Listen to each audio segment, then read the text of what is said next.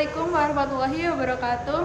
Hello everyone, we are from Group 5. So let us introduce ourselves first. My name is Fiska Mulabasha. My name is Elvara Rafil Mafira. My name is Nur Habibah. So here we will review about the material that has been sent by Miss Pratnya. So stay tuned.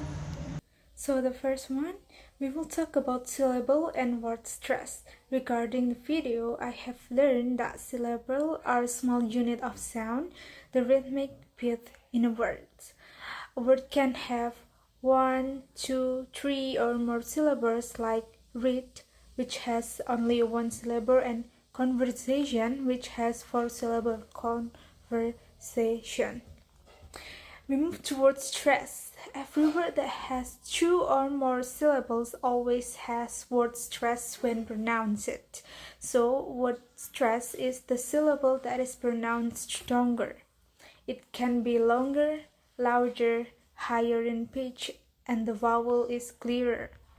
For example, international, fantastic, and remember.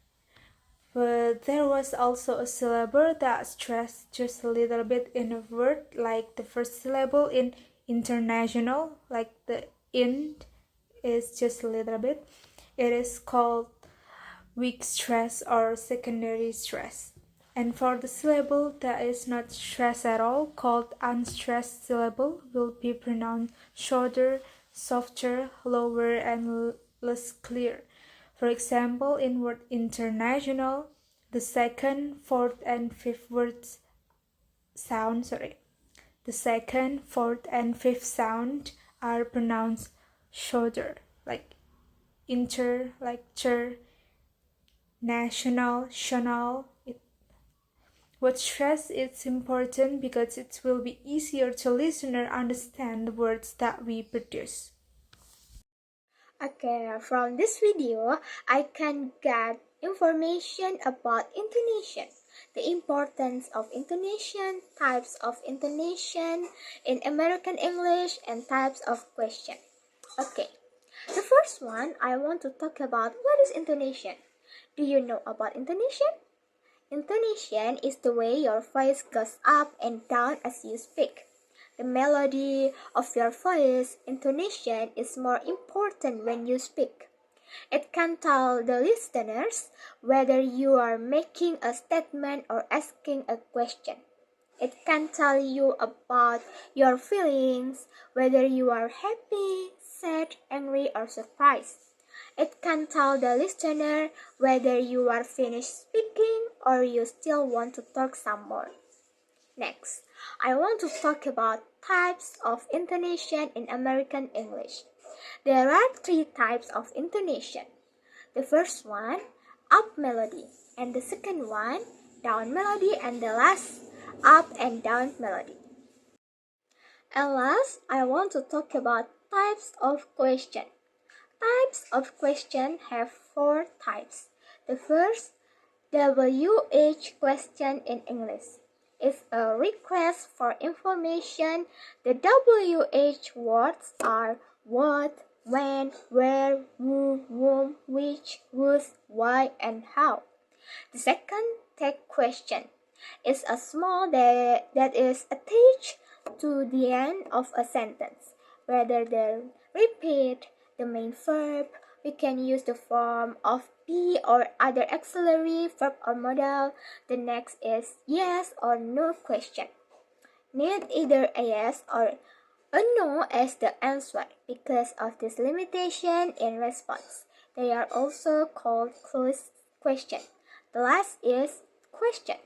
Small that is attached to the end of a sentence. Rather than repeat the main verb, we can use the form of be or other auxiliary verb or modal. Okay, the next video talk about the intonation of American English. From the video, when we learn about intonation, the up and down, the melody of our voice as we speak. The intonation at the end of the sentence is the most important part of the melody. Does it go up or down? Example 1. Have you ever been to Yosemite? national park? The intonation goes up because this is yes no question. Example 2. How many brothers and sisters do you have?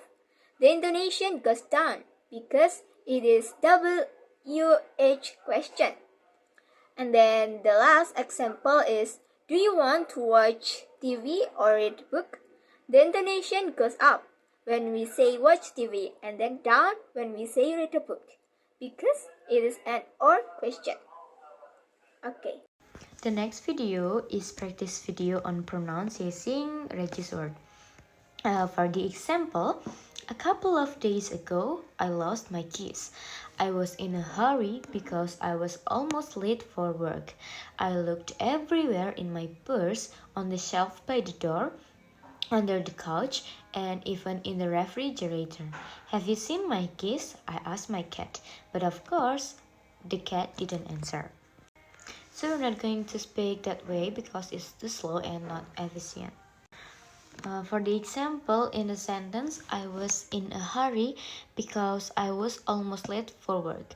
So we're not going to we're not going to pronounce every word clearly, but we have to make it faster. There's a word that I was in a hurry because we just say I was in a hurry, not I was in a hurry. We have to reduce and reduce the syllables. The next example is I looked everywhere in my purse, on the shelf by the door, under the couch, and even in the refrigerator. So we have to highlight some word and give the rhythm, like I looked everywhere in my purse, on the shelf by the door, under the couch, and even the refrigerator. So now we're going to read the whole story with reducing word and give the rhythm. A couple of days ago, I lost my keys. I was in a hurry because I was almost late for work. I looked everywhere in my purse, on the shelf by the door, under the couch, and even the refrigerator. Have you seen my keys? I asked my cat, but of course the cat didn't answer. And the next one, we'll talk about linking in connected speech. Linking is like joining two words together and sounding like one long word. Sometimes make it hard for people to understand what it say. The thing that is linked is the last sounds of the word and the first sound of the next word. There is some kind of linking. The first one is consonant plus consonant. It has two same consonant sounds. For example, this school become this school with longer z, or fine name become fine name with longer sound. And the second one has two similar consonant sound. For example, good boy become good boy with shorter j sound and longer b sound. And the next one is vowel plus vowel. Words that end with e, a, I, o sound meet the first vowel sound in the next word.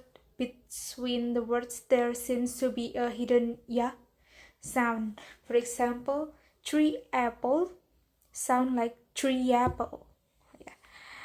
And next is words that end with o, u, o, and ow sound meet the first vowel sound in the next word. Between the words there seems to be a hidden w sounds. For example, chew apples sound like chew apples. And the next is when one word ends with a consonant and the next word starts with vowel. Linking can make the consonant become part of the vowel word. For example, run away sound like runaway. The last is some sound that vary often also. There are the sounds that change when they come together. For example, t plus j become j. For example, I know what you mean. And next, t plus j become j. For example, did you know that?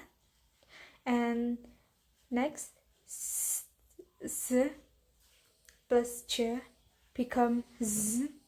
For example, I will miss you. And the last one is z plus j become z. For example, is your homework done already? Is your homework done already? Yeah. Learning about this all will help you understand more spoken English easily than before. The next video is about reducing words in connected speech. Reducing words in connected speech gives some purpose. The first is efficiency. It makes speech more efficient by reducing the number of syllables and sounds needed to convey a message, allowing speakers to communicate more quickly. The second is naturalness.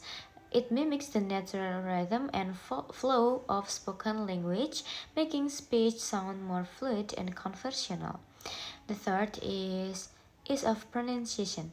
It simplifies pronunciation, particularly in rapid speech, by eliminating difficult combination of sounds or syllables.